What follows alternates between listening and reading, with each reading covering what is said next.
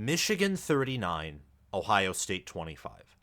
Don't worry, Buckeye fans, this is not a bad dream of yours where Michigan beats Ohio State in the horseshoe for the second time in a row by double digits.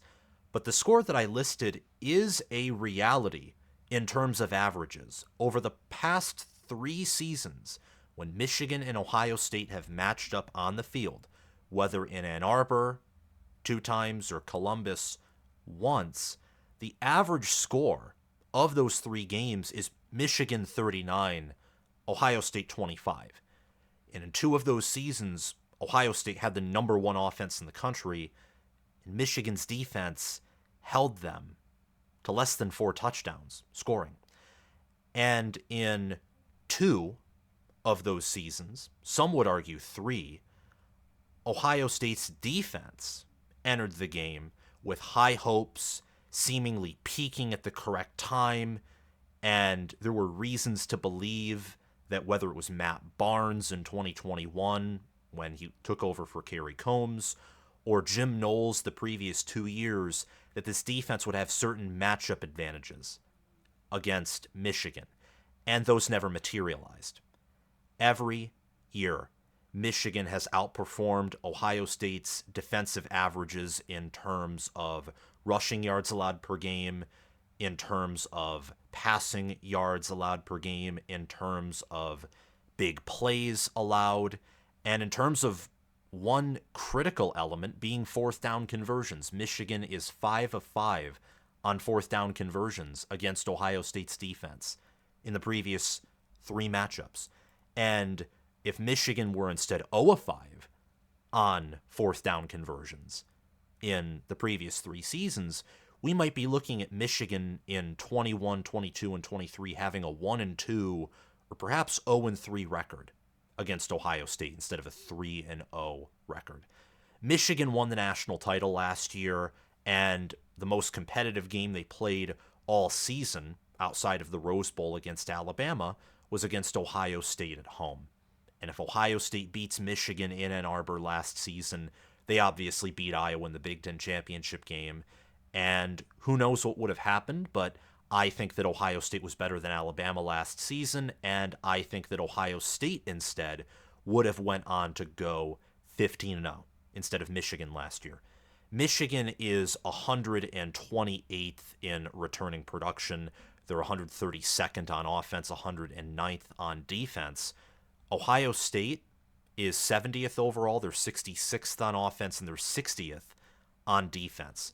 So now with Ohio State having an experience edge, with Ohio State returning a plethora of starters on the offensive side of the football, but particularly the defensive side of the football, where Ohio State was at its strongest last season and is projected to be at their strongest this year, with Bill Connolly's preseason S&P Plus grading Ohio State to have the number 1 defense in the country, is this not only the year where Ohio State finally beats Michigan for the first time since 2019, but can it be because of Ohio State's defense that they beat the Wolverines in Columbus? We're going to be talking about the latter portion of that today. I don't want to spoil my prediction for the game or for the Big Ten or for college football in general with the playoffs before I release my Big Ten preseason predictions video and my top 25 video and my other conference predictions videos. Once all of that comes out, starting in about a week, week and a half, 2 weeks, there will be a flood of content. The floodgates will be opened. But I want to discuss what Ohio State's defense can do and about the range that I expect this defense to perform, which is very high. But before we get into the nitty-gritty details and relate Ohio State's expectations on defense and their returning production on defense and key players and changes and relate it all to Michigan, I encourage you to hit that like button so that we can get this video into the algorithm. And also, if you haven't already, please hit that subscribe button and click the notification bell so that you can get notified when I release more Ohio State football, Michigan football, Big Ten football, and college football content.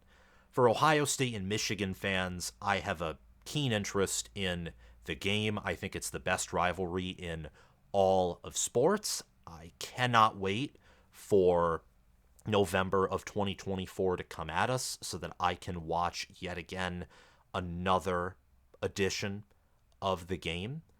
And I know that these two fan bases love to snoop around on each other. They don't just watch their own content, but they watch the content of their most heated rival. So if you're a Michigan fan, I myself am a Michigan fan, but you should watch my videos on Ohio State. And if you're an Ohio State fan, you should be paying attention to my videos and other content about Michigan. Make sure to comment your thoughts on Ohio State's defense down below, and also comment your prediction for the Michigan versus Ohio State game this season. Before we dive any deeper as well, I want to give a quick shout out to my Patreon followers. Thanks to Crash2488 for being a Heisman patron. You only have 2 more months of membership left, and you will get emailed, signed, not emailed, but delivered. You'll get an email notification, signed college football with Sam merchandise of your choice. Thanks to All Americans, Spencer Bringhurst, Chris Lane, and SFS Inverted. If you're a Heisman or All-American member, you get access to bonus content on Patreon. And if you're a Heisman member, you get merchandise signed after 6 months, and you get to give me personal video recommendations. And thank you to all conference members as well for also showing your support. Will Loftus, Gabriel Calendar, Roaming Gnome, Matthew Sale, Austin Christmas, Zubin Zah, and Janisha Cockrell. Patrons will be updated weekly for new members, and former members who have decided to just either take a break or no longer support will be removed at the end of every month. Just wanted to let you know that process. Check out my Patreon page via the link in the description or the pinned comment, or if you want to support in a different way, check out my merchandise store, also in the pinned comment and in the video description. But I want to start off the in-depth analysis of this video by talking about the defensive line, because the defensive line has really been the area over all 3 seasons that Michigan has been able to exploit. And when Michigan exploits Ohio State's defensive line, it's frankly like a work of art. It is beautiful. And Michigan has also done that to the linebacker core, but we'll get to that in a few minutes. For starters, the secondary, which we're getting to last because we're starting at the defensive front and moving to the defensive backfield, Ohio State has had 2 great secondaries over the previous 3 seasons, 21 and 23. 23's was elite. 21's, I think, was just great with some near elite moments. But overall, the 21 defense was pretty poorly coordinated and managed. So the elite talent on there was never utilized properly. The Jim Knowles hire was a great move by Ryan Day. I think it was one of his best that he's made so far at Ohio State. However, Jim Knowles is the defensive coordinator. He focuses on linebackers, and one singular coach can't fix everything. He can't. And Jim Knowles, as good of a defensive coordinator as he is, he likes to line up his defensive line in wide technique. And wide technique, I understand why he does it. He does it so that his defensive ends or hybrid edges can either go back into coverage, they have good angles on opposing offensive tackles for better pass rush.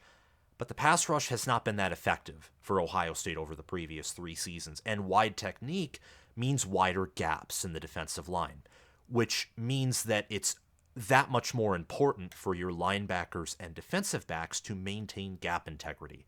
A gap integrity for Ohio State sucked in 2022. It was very good, I think, in 2023. But that's just from an overall perspective.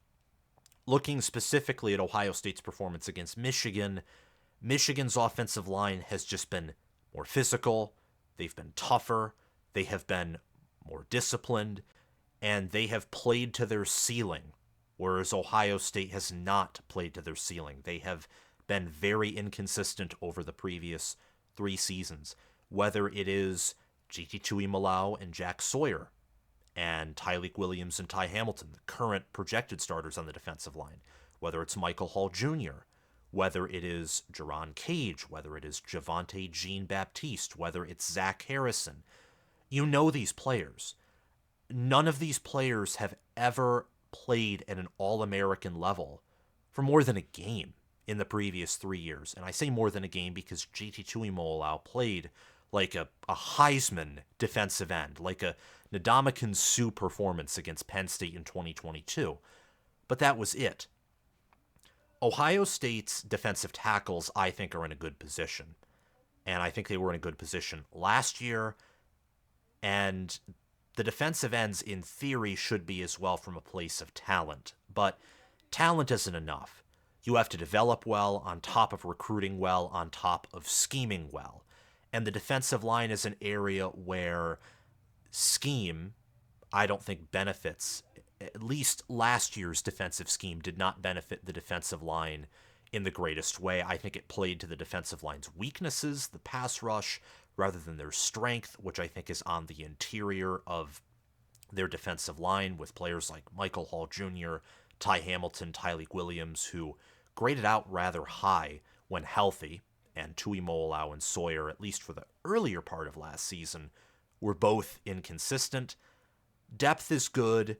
Development, I really like Larry Johnson.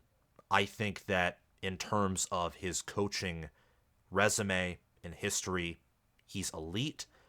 But I do think that he's aging. I think a succession plan is needed. And the previous 3 seasons, his defensive lines have underperformed everyone's expectations. And that's not an exaggeration.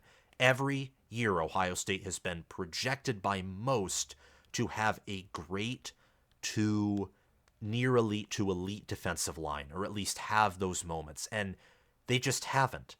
So looking at the performance, what I watch on the screen, and looking at the numbers, at this point, I'm going to give more credit to this defensive line's excellence or potential for excellence and the phenomenal performance on the defense overall to Jim Knowles rather than to Larry Johnson. I still think Larry Johnson is a good recruiter, but I do think a succession plan is needed, and these previous defensive lines just have not lived up to the standard, and I think that everyone can admit that.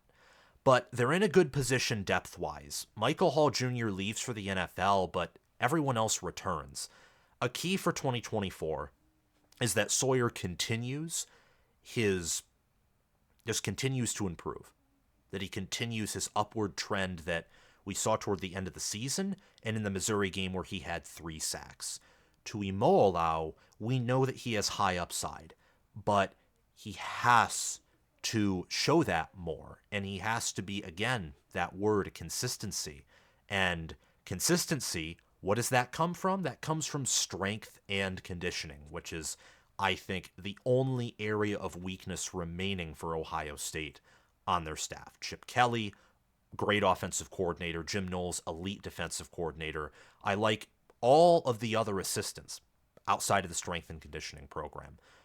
But Ohio State did added a former Urban Meyer staffer to the strength and conditioning unit. So maybe there will be some changes there, but I do think that bigger changes needed to be made there. Ohio State's defensive line accounted for 22 sacks last season. That's just defensive linemen. Overall, Ohio State, I think, had 28 sacks last year.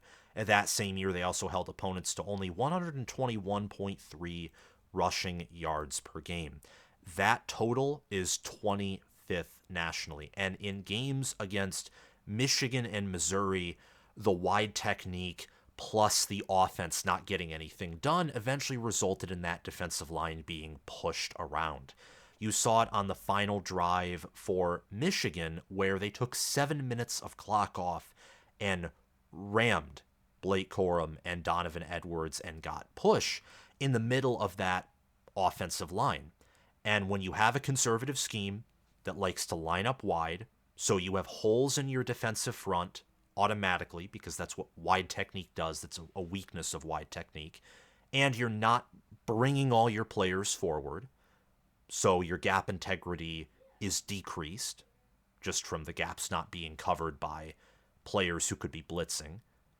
and you're tired from being on the field all day, especially in the Missouri game, that's a bad combination. So the defensive line entering 2024, I think, has the most questions in terms of upside out of any unit for Ohio State's defense.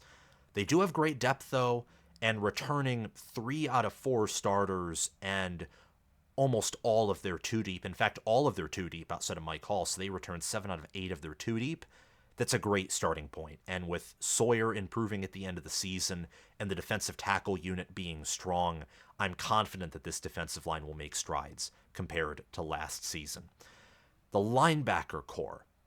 The linebacker core was a concern in 21, but in 22 and 23, the linebackers took great strides in run defense and in tackling. That's what Tommy Eichenberg and Steel Chambers were known for, was tackling, was toughness. That's where Tommy Two Thumbs got his name, is he played through injuries. And him and Steel Chambers were leaders on defenses that were looking to avenge humiliation in 21. They got humiliated again in 22, but last year, despite Ohio State allowing 30 points against Michigan, with the turnovers from Kyle McCord and the offense constantly suffering 3-and-outs, I don't think you can call last year's performance humiliation on the defense. Was it disappointing? Sure, because Ohio State didn't win. But the linebacker core has been one of those areas that has really shown improvement from Jim Knowles, which makes sense because that's his area of expertise. That's where he coached in 22 and 23 along with the title of defensive coordinator. James Laurinaitis, former Ohio State player under Jim Tressel and longtime NFL player, he will be coaching the linebackers as a position coach moving forward, which great recruiter, a man of great character, great player. I mean, the perfect combination for a coach at any program. That's who James Laurinaitis is. So I don't think the linebacker core in terms of development will skip a beat. I don't have very many questions about this room, despite the fact that they lost their 2 starters in Tommy Eichenberg and Steel Chambers. They returned Cody Simon, who was a rotational player with a lot of experience last year, and Sonny Styles is moving from safety to linebacker, which makes sense given Sonny Styles' build. He's going to have the speed of a defensive back. He'll have good pass defense, but combine that with his excellent tackling, his size, which could translate well to also rushing the passer, not just tackling and stopping the run or tackling in space. I think that the linebacker room will have a unique blend of youth, upside, and experience. Youth, that is the only term out of those 3 that could have negative connotations to it. But youth also translates to plenty of room for growth. So the linebacker room, I think, will have a lot of upside, and Cody Simon being there as sort of an anchor, consistent, steady, leadership. I think that there's a good blend in that linebacker room.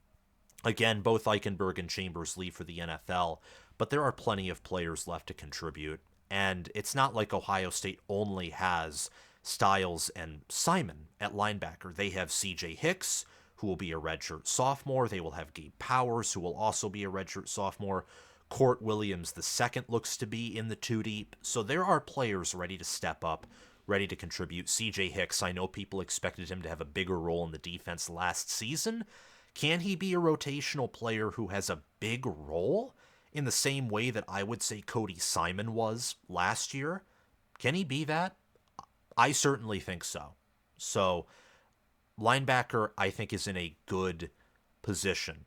It's, of course, of utmost importance for the same gap integrity that Ohio State had last season to continue into this year. It's important that Ohio State's linebackers remain stout in stopping the run. I know Sonny Styles last year, partially due to youth and inexperience, he had troubles with taking angles on opposing players. You saw that with Blake Corum getting his longest run of the day against Ohio State last year, where he out-juked and he broke Sonny Styles' ankles, basically. And that's because Styles took a bad angle. So there will need to be improvements, and there's a reason that Cody Simon in spite of being an experienced player, a veteran and a leader, hasn't started in the previous seasons. And that's because Eichenberg and Chambers were better. And I think that Sonny Styles will be a better linebacker long term than Cody Simon. So there are some questions here,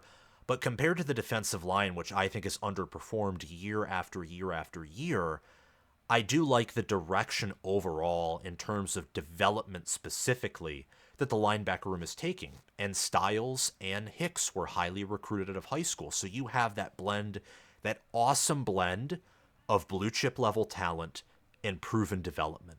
And I'd argue with James Laurinaitis becoming the linebackers coach, and I bet you Jim Knowles will still be involved, but he'll just be more focused on coordinating rather than coaching a position group and coordinating.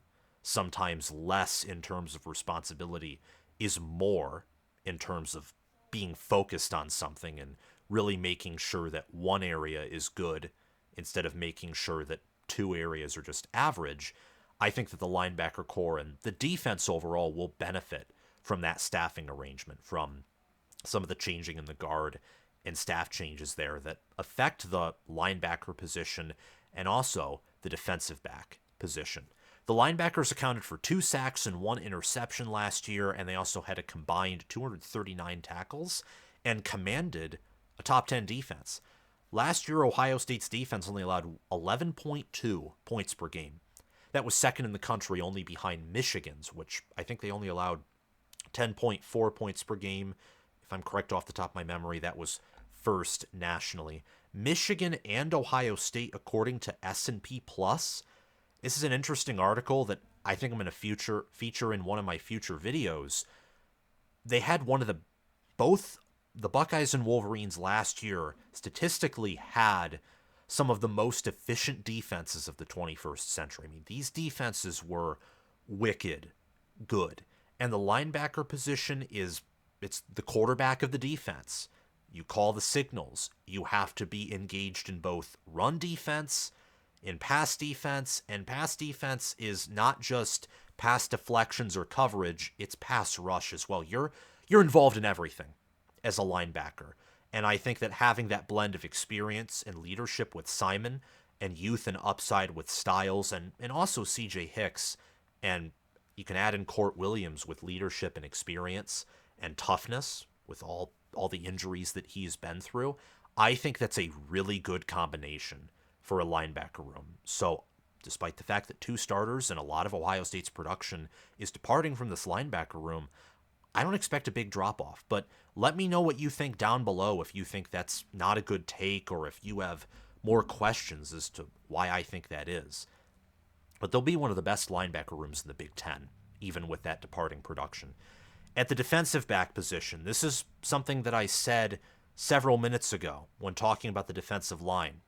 The defensive line has been Ohio State's biggest problem against Michigan. The secondary was a problem against Michigan just 1 year in 2022. And even at the end of the day, it was still Ohio State's defensive line and lack of gap integrity at secondary and linebacker that allowed Donovan Edwards to break off those runs and also allowed Michigan to sustain that one long drive they had late in the third quarter to really begin to put the chokehold on Ohio State. The secondary in 2021 was great. Cade McNamara and Michigan's passing offense were limited, and they had some good plays off of play action, but Michigan won that game because they were able to pound the rock, and it was more so the run that opened up the pass in that game. Meanwhile, in 22, it was Michigan's pass, J.J. McCarthy, Ronnie Bell, Cornelius Johnson, and Colston Loveland that began to open up the ground game. Last year, J.J. McCarthy had a very impressive game against an NFL-level Ohio State secondary. He went 16 of 20 for 148 yards and a touchdown. But that was an awesome game. And what I mean by that sounds awkward, but averaging 7.4 yards per attempt and 148 passing yards total, only 1 touchdown, that's typically not a statistic that gets you a 94.4 QBR or that earns you a badge of any kind. But that's because J.J. McCarthy was throwing perfect passes. He was throwing across his body, but not in the risky way, in the smart, improvised Patrick Mahomes type way. He had a great game against a great secondary. And he threw a touchdown pass to Roman Wilson, but overall it was still Michigan's ground game, particularly on fourth down, and also Michigan's defense coming up with the 2 turnovers that won the Wolverines the 2023 edition of the game. Ohio State's defensive back unit, I can give you this prediction of mine, despite the fact that I haven't released any official prediction videos on a large scale. Ohio State will have the best secondary in the country next year. They only lose Josh Proctor, which is a big loss, but they return Denzel Burke. They return Jordan Hancock. They return Davison Igbinosun. They return Lathan Ransom. They return backups Jihad Carter and Jermaine Matthews Jr., which were deeply involved with the team last year in rotations. And they bring in Caleb Downs from the transfer portal. I don't think any other secondary really comes close in terms of upside and in terms of proven experience and proven play. This is the defense's best unit. They're elite at all the starting positions, and the depth is strong. And Caleb Downs last year was an All-American player, All-American level player, as a true freshman at Alabama in a room that featured Kool-Aid McKinstry and in a room that featured many other star defensive backs whose name I forget. But Alabama recruits exceptionally well at defensive back. They've developed well there for years. And to add him on top of a secondary that I already thought before his addition was going to compete for the number 1 secondary in the nation that's the cherry on top. That's the Cool Whip on top of the ice cream sundae right there. And it's a large portion of Cool Whip, and it's a pretty big cherry because Caleb Downs is a huge addition. He's definitely going to start on this defense. The 2023 secondary only allowed opponents to complete 51.7% of their passes. They only allowed 146.9 yards per game, and they allowed opponents to average a 99.1 passer rating. That's pretty good. That's very, very impressive. And you could say that, it's because Big Ten quarterbacks stink. Well, look at Ohio State's 2 losses. Look at them. Against Michigan and against Missouri. Against Michigan, they held J.J. McCarthy to pass for under 150 yards, which he did against Penn State, more so because Penn State's defense, just the way that Manny Diaz game planned Penn State's defense for their matchup against Michigan was perfect in shutting down Michigan's pass offense. The problem is they really couldn't stop the run, and that opened up chances for play action for Michigan, which they used to get a pass interference penalty and also to get a few yards in the first half. But holding McCarthy to under 150 yards through the air, and he only had 17 yards on the ground, Ohio State's secondary did a very good job of limiting Michigan's offense, and they also tackled well. So I honestly don't think the secondary was a problem there. And you look at the game against Missouri, where Ohio State's offense only scored 3 points. That was such a bad game. Keenholz only had 86 passing yards. Brady Cook went 11 of 18 for 128 yards, and he had a passing touchdown. It's not a terrible game. And then you see that Ohio State sacked him 8 times and had 8 TFLs, and you realize that on several of what would be passing attempts, he got sacked instead. If those pass attempts, if we assume that they were just incompletions, which I don't know if that's a useful statistic or not, but you could say that sacks or passing incompletions just with lost yardage, then Brady Cook went 11 of 24.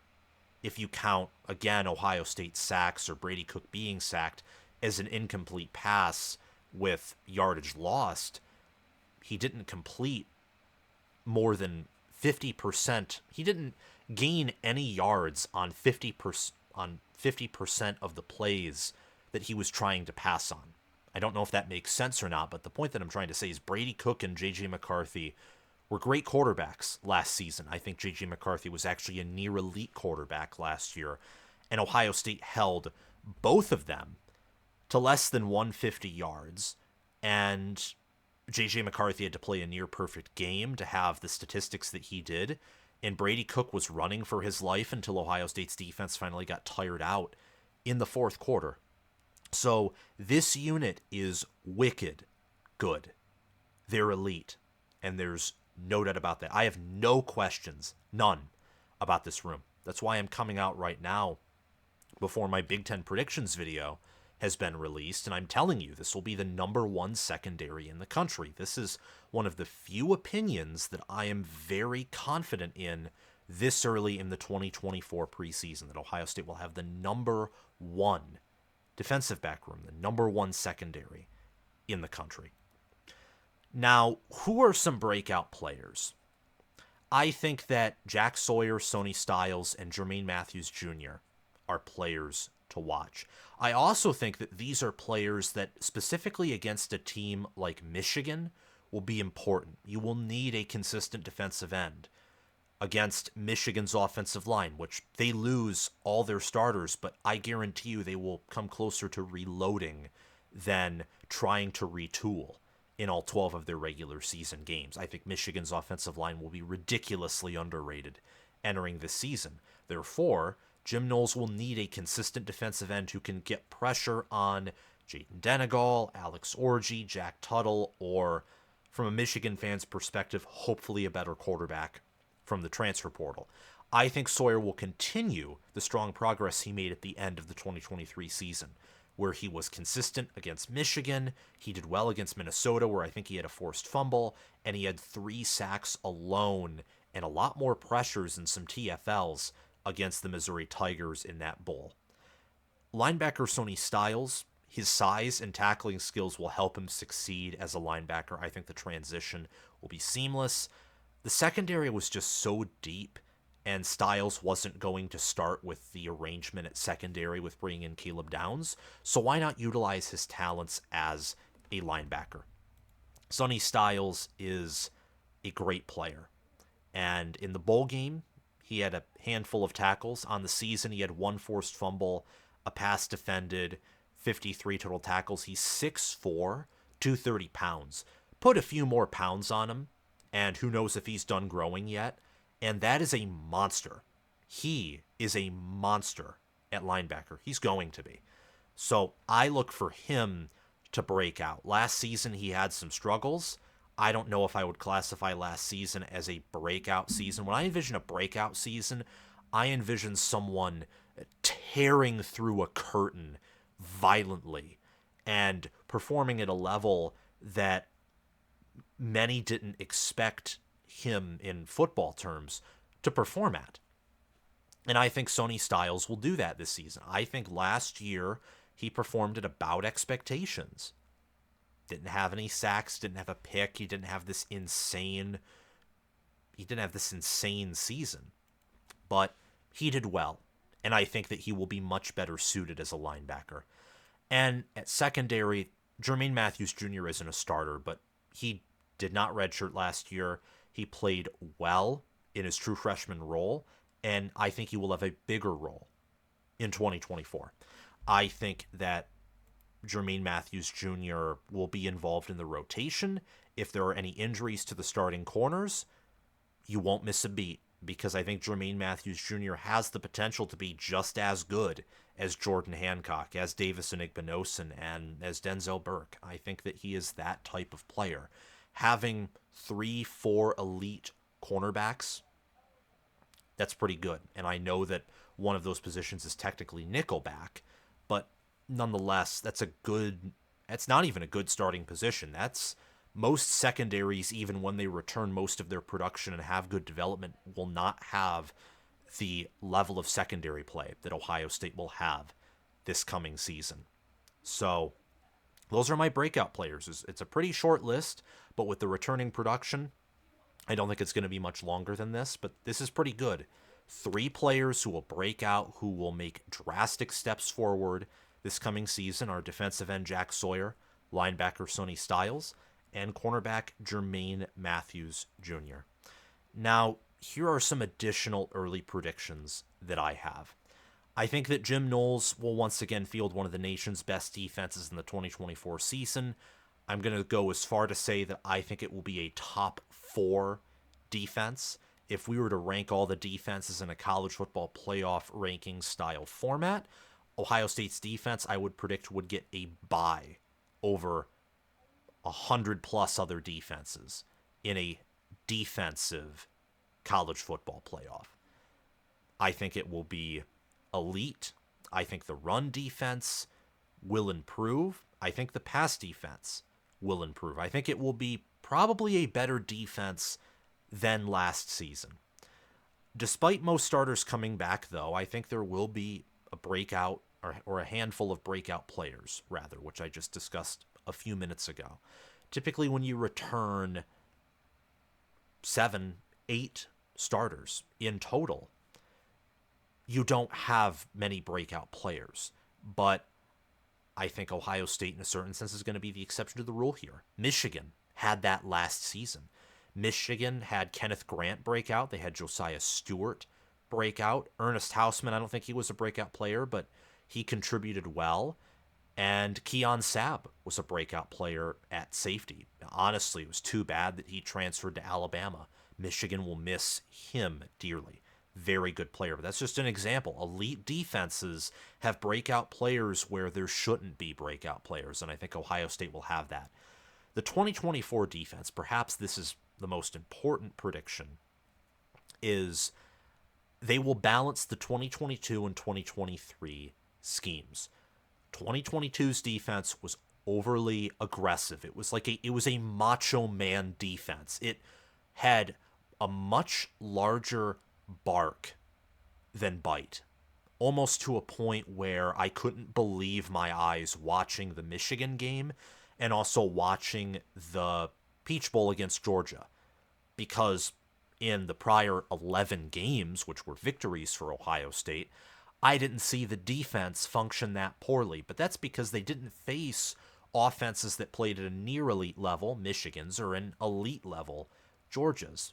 The best offense they played prior to Michigan and Georgia was Penn State, who had a very boom or bust offense that was never going to beat a defense in 2022 Ohio State that was good enough at fundamentals and that had a good enough ceiling to where they could limit a great offense, to where they could have one awesome game against a competent offense and explode. And they had that with JT Tuimoloau having the interceptions, the pick six, the fumble recovery, the pressures, and all of that.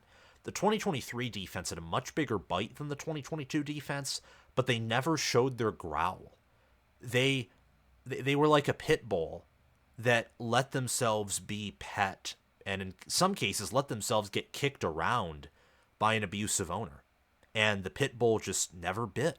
He never came out full force and showed his power. And I use that analogy to present to you the final drive where Michigan chewed up that amount of clock against Ohio State's defense.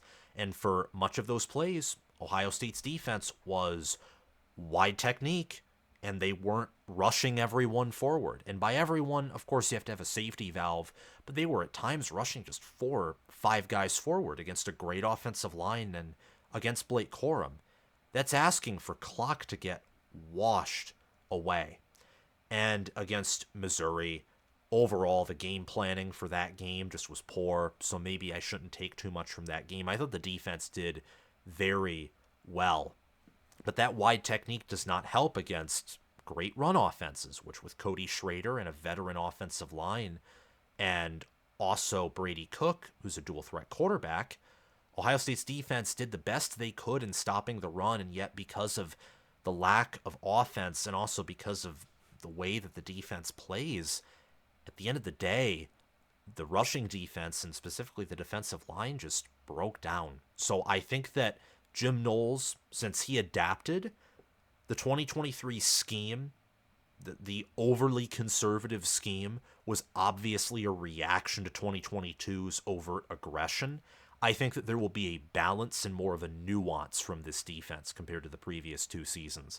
They'll have the best pass defense in the country. It won't be close. That's thanks to a secondary that, as we've already discussed, is littered with All-American and NFL-level players. And moving Sonny Styles from safety to linebacker, that'll give him a perspective and experience in defending the pass that most linebackers don't get. So I think that overall the pass defense, in terms of pass coverage, will be great. In terms of pass rush, we'll have to see. That's an area where I do have questions.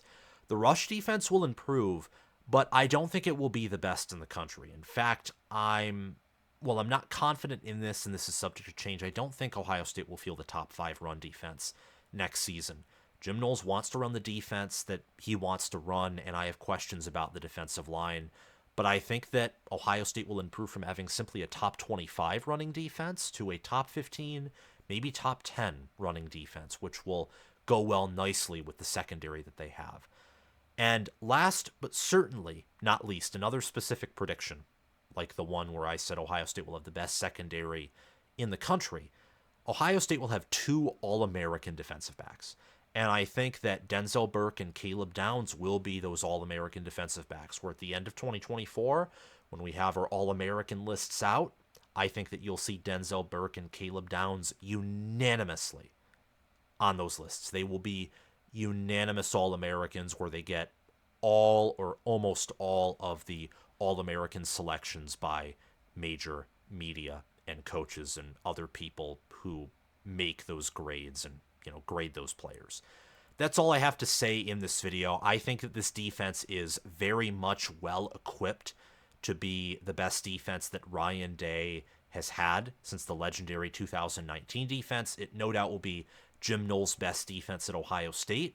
And it's a defense where, looking at how Michigan is losing the production that they're losing, a lot of their coaches, including head coach Jim Harbaugh, are departing.